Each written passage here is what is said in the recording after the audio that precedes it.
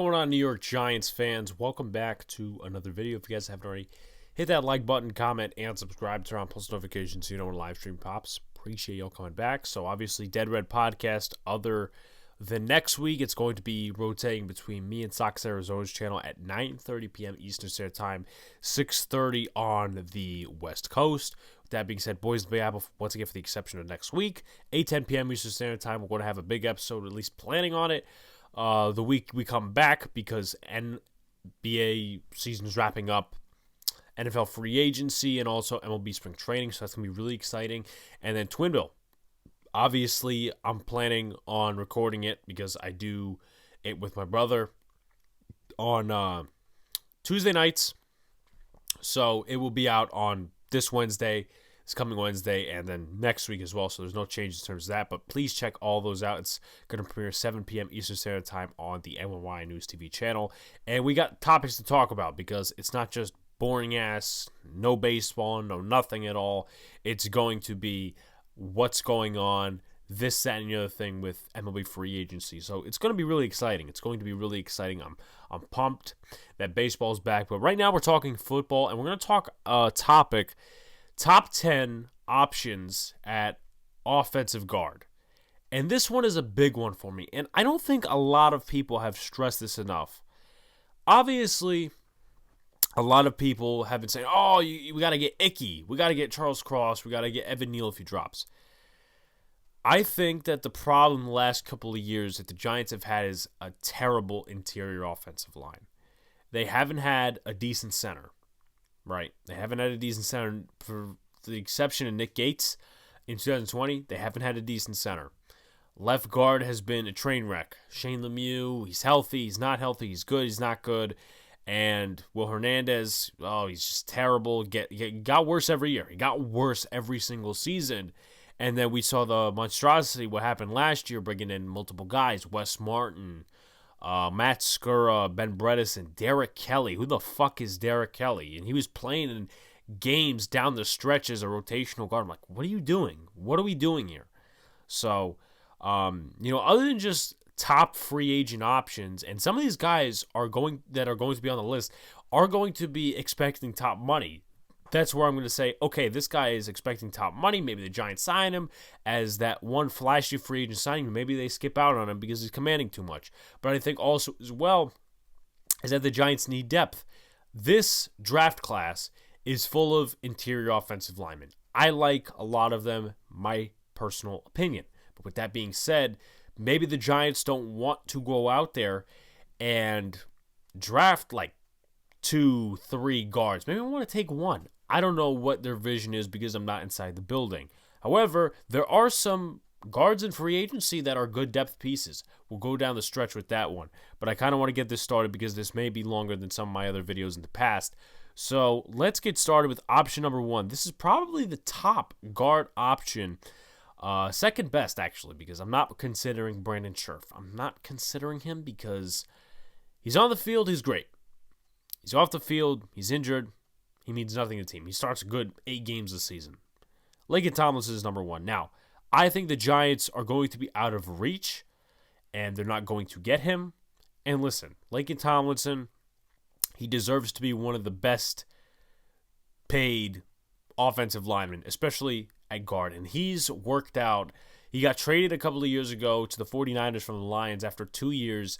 He was a first-round pick out of Duke. I guess the Lions didn't like what they were seeing in him, traded him, and Laken Tomlinson has been a star, really underrated until this year. I think he made the Pro Bowl this year. Maybe he didn't. I don't know. But he has been one of the reasons that offensive line has been held together. And he's pretty good in the running game. Passing game, he's good, but where a lot of teams notice him is in the running game.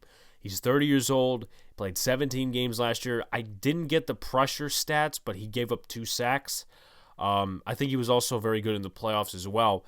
But just overall on a guy by the name of Laken Tomlinson, I think he's going to command top money. He should do that. If the Giants can go out and get him, I personally would put him at right guard and left guard. Listen, if he wants to play left guard, let him play left guard. But my thing is, if the Giants are going to bring in a rookie right tackle, like Aquanu or some of these other guys in the draft, do you really want to put him next to a rookie guard? That's what I'm saying. Laken Tomlinson next to Ike Aquanu makes more sense and just makes me sleep better at night than, rookie on rookie. Because that's what teams like the Dolphins do. That's what teams like the Bengals do. That doesn't really make me feel safe at night. And with that being said, I don't have any expectations for this coaching staff. I'm not holding them in the highest regard yet because I'm not getting that false optimism. If it works out, if it doesn't work out, whatever the fucking case may be. But he's going to command top money, and that's why the Giants actually might be out of reach for him. But with that being said, the Giants should still pursue him.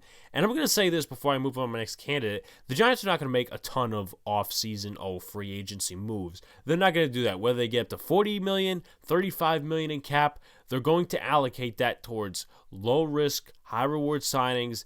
You got to really look at the Buffalo philosophy. Maybe they'll make a trade here or there, but I don't think it's going to happen because that's not what you do in a rebuild. You don't trade unless you're giving pieces off for draft picks. They'll cut some guys, probably some more. I mean, let's see. The one guy they're deciding on as of right now, at least when I'm recording this, is James Bradbury. Basically, everybody else on that cut list has been cut, but then again, Nick Gates as well. I don't know if he's coming back. I don't know if the Giants want to bring him back. It's a new regime. It's totally new, and Nick Gates probably isn't 100%, and they don't want to depend on Nick Gates and say, hey, listen, you're going to be the starter week 1. We need you when we need you. But with that being said, they're not going to make too many splashy moves, so it's probably going to be one or nothing. One or nothing, and I think one of the signings has to be a veteran guard, whether it's depth, whether it's not depth, whether it's a starter, because interior offensive line is a big need, and it's been a big need for years, and I think a lot of Giant fans haven't really realized that. Tackle has been a need. Cam Fleming, he was okay. Mike Remmers, he was okay at right tackle. Wasn't the best, but he was okay. But the problem is that John Halapio was at center. You had different guys at guard. It was just terrible. But the next guy, I've been talking about him for a little bit, at least on live streams and stuff. Austin Corbett. He's 26 years old. He was a former second-round pick of the Cleveland Browns. He was traded to the Los Angeles Rams in exchange for a draft pick. I think that was in 2019 or 2020. I don't think he played in any games or played minimal snaps in 2019. 2020, he started getting the ball rolling. I think he played at guard. Let me just check to see that I'm getting all of my research correct. So he played in all 16 games and started all 16 games in 2020 for the Rams, and he played at right guard. He played the same position in 2021, started all 17 games, and the stats on him, now this includes playoffs, so honestly, it's tough to make, what do you do in the playoffs, what do you do in the regular season, but he allowed 3 sacks, 6 quarterback hits, and 34 pressures allowed, which honestly, in my opinion, now, I'm not great at grading players in terms of, this is average, this is below average. I think that's about average. And it's better than what the Giants have had the last couple of years. Now, there is a possibility that the market's going to be high for him. Maybe Tomlinson gets signed. He wants more money. I don't think that's plausible for him because 2 years under McVay and he's good all of a sudden when he couldn't work out with the Cleveland Browns. That's kind of what worries me about some of these different guys, and we'll get into it as we go into the candidates a little more. Is okay, they've been good in one destination. They've been good because of this reason.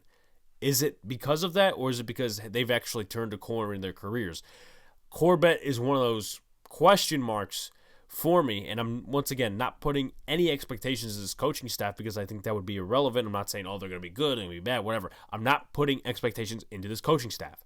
So, with that being said, I would like Austin Corbett, but if he's commanding top dollar, you can go screw yourself. Sign somebody else.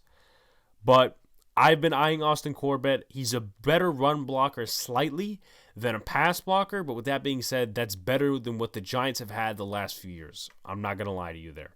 So the next guy kind of goes along with the trend that Dave Gettleman had in 2021, getting offensive linemen from the Baltimore Ravens, and this is Bradley Bozeman, if you don't know his name. He actually was, if I'm not mistaken, he was. He was actually the center when Brian Daboll was the offensive coordinator at Alabama. He was a second-round pick. Actually, no, not a second-round pick. He wasn't that high. He was a sixth-round pick out of Alabama in 2018. In 17 games this year, playing center, I think mostly, if Patrick McCarry didn't split reps with him, 21 pressures, 3 sacks, 1 penalty, 27 years old. Those aren't bad statistics. Those are not bad statistics because I'm trying to really recollect what Kevin Zeitler did with the Giants because that's what I really mirror off of in terms of pressures and sacks, stuff like that. You know, he allowed 18 pressures 1 year with the Giants, which actually wasn't bad. It's actually pretty good, you know, for the standard of the New York Giants. And 21 pressures, once again, not bad. 3 sacks, only 1 penalty. That's good for an interior offensive lineman. Yeah, maybe tone down the sacks a little bit, but he can play guard, he can play center, and you won't have to select a Tyler Linderbaum or an Alec Lindstrom if you get this guy. Will he command top dollar? I'm going to say probably. If he's in that mid-level range, I think the Giants should definitely go after him. Guard is a definite need. Once again, I mentioned that the Giants should definitely go after a free agent interior offensive lineman, whoever it is, depth, starter. I definitely think one of them needs to be a starter. Bradley Bozeman is definitely a good option, at least in my opinion from what I've seen. So Bozeman, 27 years old, did well last year, considering the Ravens were falling apart on the defense and the offensive side of the football with different injuries. With that being said, we move to the next guy, and I have kind of a worry about him. He was a former Raven himself, Ryan Jensen. Now, the one thing I just love about Ryan Jensen is that he fights for his quarterback. Sometimes he'll get penalized and go overboard with certain things, but he fights for his quarterback. And really last year when Daniel Jones got hit, except for the one time against the Broncos, nobody fought for Daniel Jones. Nobody really fought for Daniel Jones. Once Nick Gates and Shane Lemieux were out, nobody fought for Daniel Jones on late hits and different scenarios like that. Ryan Jensen is a guy who will fight. He fought for Jameis Winston, fought for Joe Flacco. I don't know if anyone remembers, but in 2017, Joe Flacco was running, and this was, I think, a Thursday night game against the Miami Dolphins. He slides Kiko Alonso. He just goes ahead and cheap shots him, and then you have Ryan Jensen going in and throwing punches and shit. So that's the type of fighter you really want on the New York Giants. Now, here's the problem. Now, he was a Pro Bowler this past year, and he's a better run blocker than he is a pass blocker. He's 30 years old, so you have to keep that in mind. In a total of 17 games, he allowed 21 pressures, 2 sacks, 5 penalties, so a little up there in penalties, but not too bad compared to some of the other guys out there in free agency. My thing with him is, and there's also another candidate on this list that's on the Buccaneers. Maybe you can pick it out. Maybe you guess it. Maybe you not guess it. Whatever. I'll tell you in a couple of minutes. Is Ryan Jensen's status a little higher? Could he possibly get more money because Tom Brady was the quarterback? And we all know Tom Brady, when he played, what his philosophy of throwing the football was. It was getting out quick. And we experienced what it was to take somebody who was protecting Tom Brady and put it on our team, and it didn't work out. Nate Solder is that guy. Nate Solder did horrible in his last year with the New England Patriots, apparently. And, for Tom Brady to surrender that many sacks from Nate Solder's side, someone who gets the ball out quick, it just gives me nightmares. So with that being said, I'm not saying that Ryan Jensen isn't a good center, and I would still like the Giants to go after him. I think he will cost some money, maybe in the mid-tier or high tier in terms of centers and guards, but there are some positives definitely there, but the problem is he's going to command a lot of money, so he may be out of the Giants' price range. This guy is surprisingly younger than I thought he was. This guy is James Daniels. I'm going to move him down a little bit so, he's not next to my Twitter logo. James Daniels, I just removed him. Not what I wanted to do. Anyway, James Daniels, 24 years old, 17 games played last year for the Chicago Bears. He does commit a lot of penalties. I think he was the most penalized offensive guard in the league. He played well last year, but 40 pressures, 3 sacks, that doesn't really stick out to me as good. And 9 penalties, as I mentioned. The year before, he only played 5 games, so that's a little bit telling. Once again, he's only 24 years old, so he has room to improve. But with that being said, 40 pressures doesn't really look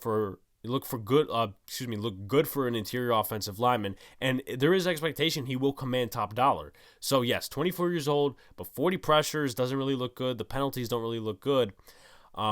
So it's a mixed feeling for me. It's really a mixed feeling for me. I think he can be good on the Giants, but the problem is penalties, 40 pressures doesn't really look good. And he's a better run blocker than he is a pass blocker, as you can see with the 40 pressures.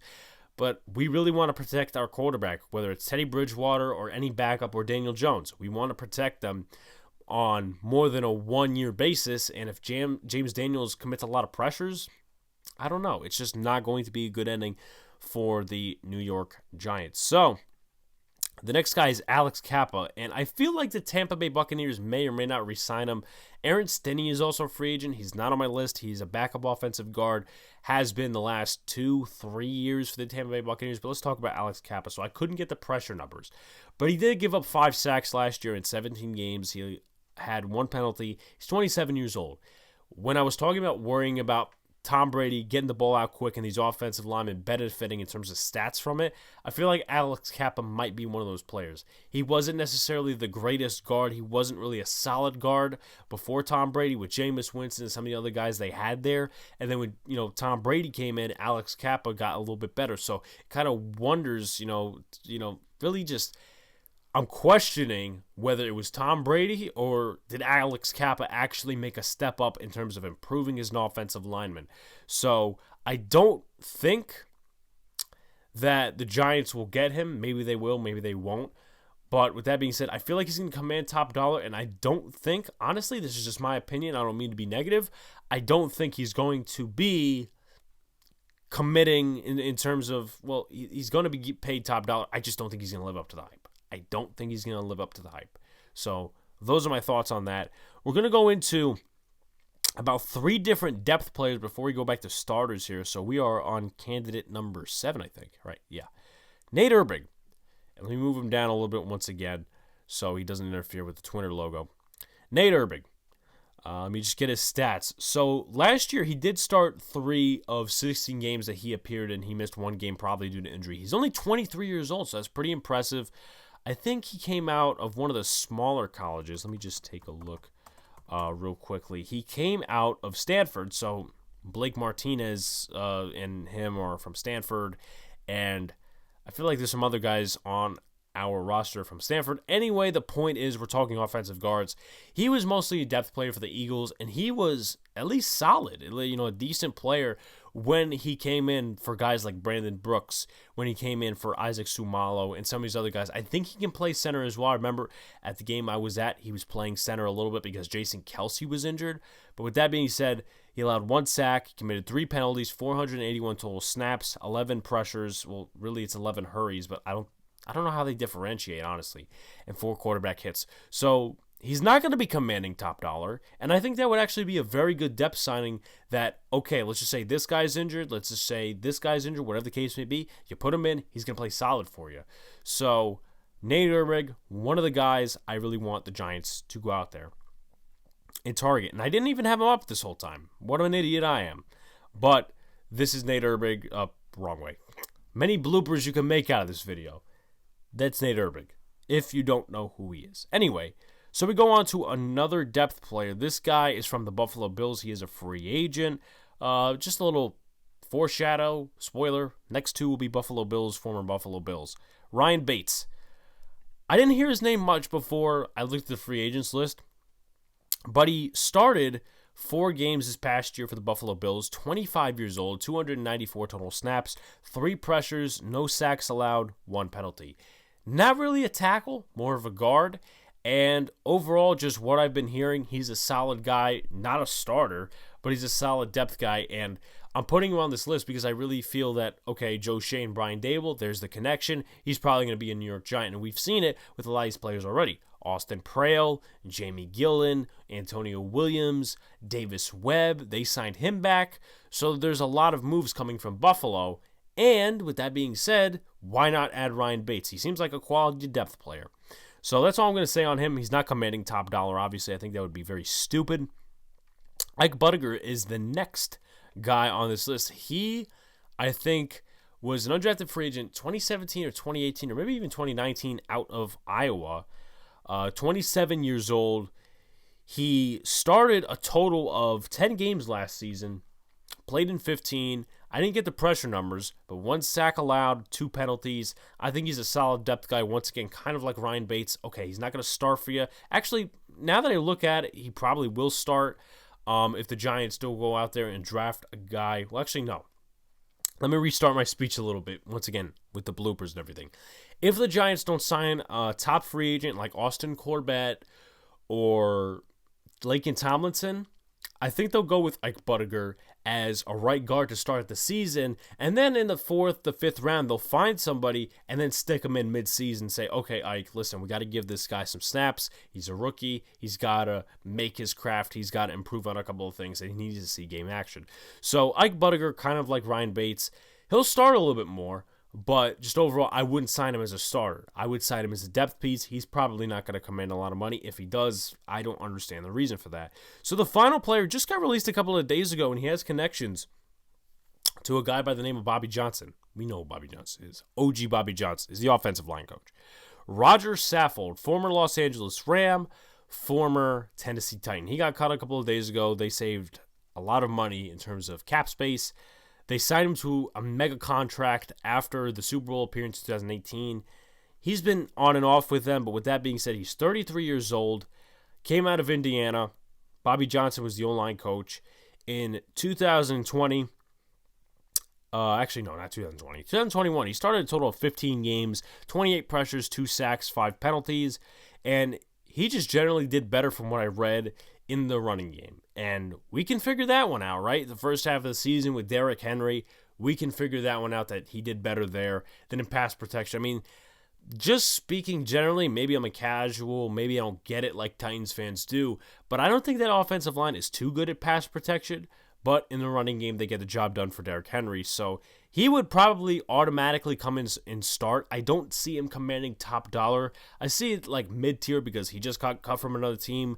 I don't think it's top dollar. And, you know, some of these guys that get cut from other teams like DeCastro and just name a couple of different guards and offensive linemen, they're not going to command top dollar right away. So I see Roger Saffold as a mid-tier, maybe $7 million, $8 million, $9 million, $10 million.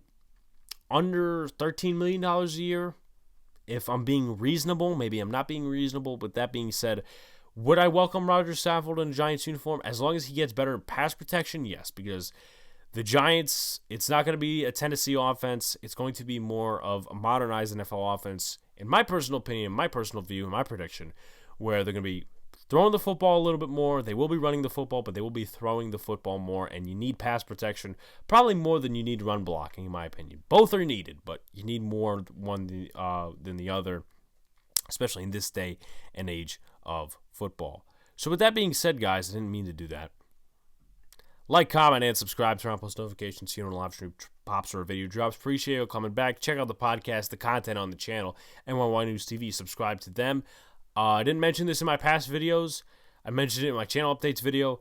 If you guys are Yankee fans, you like NYY News TV, you want to meet me and some of these other people that I work with at NYY News TV, the great network that we have of podcasts and stuff like that, June 25th against the Astros.